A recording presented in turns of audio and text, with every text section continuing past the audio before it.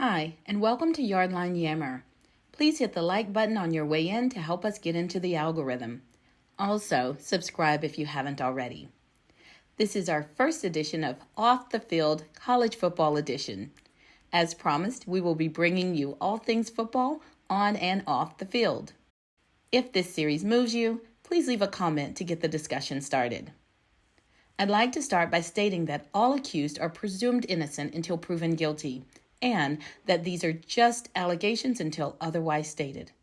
I will be giving a trigger warning before the last story on this piece to alert those that are sensitive to the subject at hand.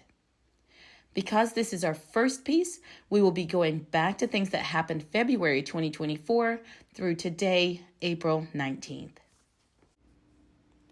First, we will start with Georgia. Georgia's running back, Trevor Etienne, was arrested on DUI and reckless driving charges. According to NBC News, the 19-year-old running back was booked into Athens Clarke County Jail around 4:35 a.m. the morning of March 24th. Trevor previously played with the Florida Gators the 2022 and partial 2023 seasons, providing 6 rushing touchdowns in 2022 and 8 in 2023. Etienne is the younger brother of Travis Etienne, the running back for the Jacksonville Jaguars. You may recall that Georgia had 2 fatalities, one of those being a 20-year-old football player for the Bulldogs, in 2023, only hours after winning the national championship, due to a DUI and reckless driving accident. The team policy is that athletes convicted of DUI serves a suspension of at least 1 game, so we will likely not see Etienne for the season opener on August 31st against Clemson. Moving on to a much more tragic story. One of Tennessee State's starting offensive linemen, Chazen Page, passed away April 14th when he was struck by a vehicle in Nashville. The WPXI.com article states that Page and several friends were walking his girlfriend to her car when he was struck by a vehicle at a high speed. Witnesses project the vehicle was traveling at a speed of possibly 100 miles per hour. The driver of the vehicle fled the scene. The article goes on to state that Page was a senior at Tennessee State with aspirations to become a physical therapist for athletics. He had 6 classes remaining to complete his degree. My heart goes out to the family of this 20-year-old that's gone too soon. Now we go to Michigan, where CBS Sports is reporting that Michigan has received probation due to recruiting violations. The article reads, Michigan and 5 former staffers have reached an agreement with the NCAA Committee on Infractions for penalties regarding an ongoing investigation into recruiting and coaching violations committed by the program. The violations involve illicit recruiting and coaching during the C-19 dry period. The story goes on to say the school faced 4 Level 2 violations regarding staffers, along with a Level 1 allegation against then head coach Jim Harbaugh. The violations involved texting during the dry period, analysts performing on-field coaching, and coaches watching workouts over Zoom during the shutdown. Continuing, the article states Michigan received an initial copy of the notice of allegations in January 2023, but managed to slow down the process enough that the 2023 team was not impacted. The 2023 Wolverines ultimately won their first national championship since 1997, end quote. After reading this article, I have to ask, did they really win it fairly, though? The article also states that Harbaugh vehemently fought the allegations that he failed to cooperate during his tenure at Michigan. After the season, Harbaugh left Michigan for the Los Angeles Chargers, and Michigan dropped its defense. Punishment. The Michigan football program has officially been handed a punishment after it admitted to NCAA violations involving its football program as part of a negotiated resolution that was announced Tuesday afternoon. The terms, which the NCAA said Michigan has agreed to in its announcement, include 3 years of probation, an undisclosed fine, and recruiting restrictions. I guess it turned out to be a win-win for Harbaugh, but not so much for the new coach. Next is Texas. Smaje Burrell, the Texas Longhorns linebacker who has recently entered the transfer portal, According to SI.com, Burrell was identified as the other driver that was involved in an accident, including former teammate T'Vondre Sweat, who lost control of his vehicle after being hit from behind, causing him to lose control.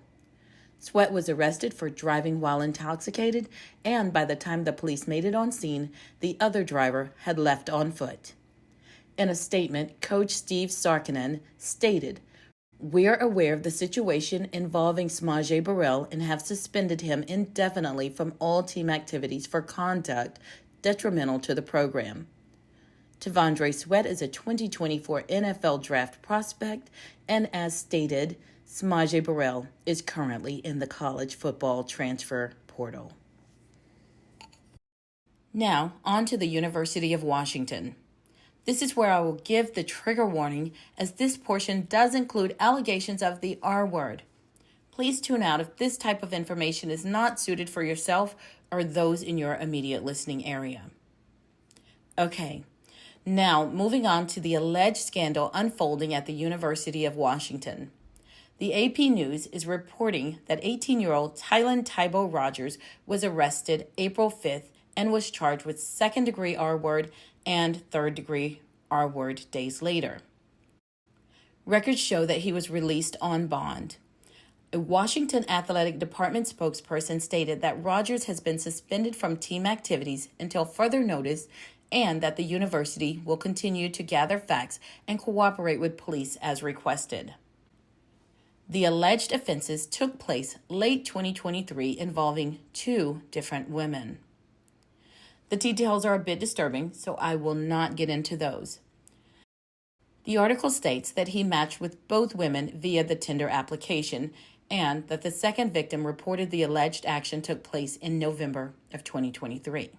Soon after, Rogers was suspended from team activities in the same month, but returned to team practices by mid-December, according to court documents. Rogers was also allowed to participate in the Huskies playoff game a month later. Rogers recorded 5 carries for 19 yards in the Huskies' semifinal win over Texas on January 1st, and rushed for 2 yards in the national championship game against Michigan on January 8th.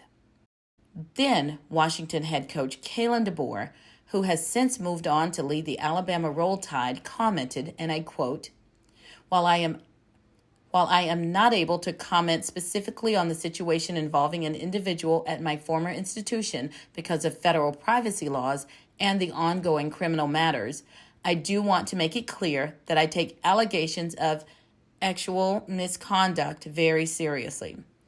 I always have and always will follow established institutional policies and procedures to ensure prompt reporting and proper handling of allegations by the appropriate authorities. End quote. On Thursday, April 18th, Rogers appeared in court and pled not guilty. He's due back in court on May 21st with a trial date set for July. It does appear that these allegations are being taken seriously, and I hope a thorough and fair investigation is done to assure all parties involved, including alleged victims, alleged perpetrators, and any staff that did not follow protocol, are dealt with properly. Please understand that I am not insinuating that this investigation is complete. I'm only stating the facts as they are being reported. I want to thank you for listening, and if any of these off-the-field acts or allegations moved you to leave a comment, please do so and start the conversation. Also, if you find this information informative, please subscribe to help the channel grow. Thank you, and we will see you on the next one.